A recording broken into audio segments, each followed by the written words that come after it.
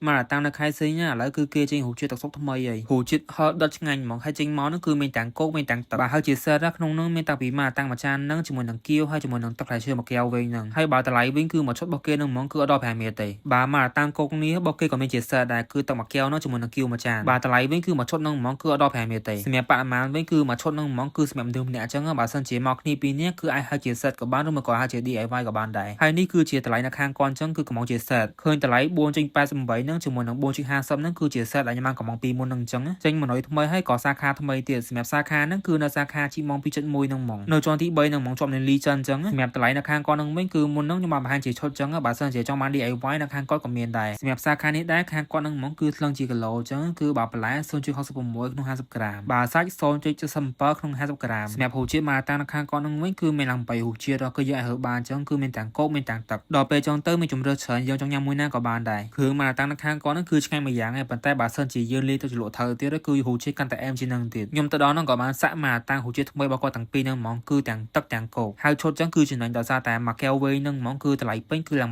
1.9ជាងដល់ពេលហើយជាសេតអញ្ចឹងទៅគឺចំណេញញ៉ាំមកតាំងក្តៅហើយផឹកមួយទឹកជាក់ៗអញ្ចឹងទៅហូបជាតិអែមហ្មងសម្រាប់មកតាំងទី1នេះដែរគឺឈ្មោះ Yuhan Spicy Set គឺជាឈុតថ្មីរបស់គាត់ហ្នឹងហ្មងបើហូបជាតិវិញអានឹងថាហិហល់តិចអញ្ចឹងបើសិនជាណាគេចង់បានហល់ហ្មងហើយហូបជាតិថ្មីទៀតគឺខ្ញុំរីកខមមិនមែនតែហ្មងសាក់មួយហ្នឹងបាទបន្តមកទៀតមកតាំងគោកនេះហូបជាតិក៏ឆ្ងាញ់ដែរពេលដែលញ៉ាំទៅគឺអត់សូវហល់ទេមានលាយជីផេតិចៗហើយបូកផ្សំជាមួយនឹងហូបជាតិមីនឹងជាមួយនឹងសាច់ជ្រាំលាយគ្នាហ្មងទៅហូបជាតិអែម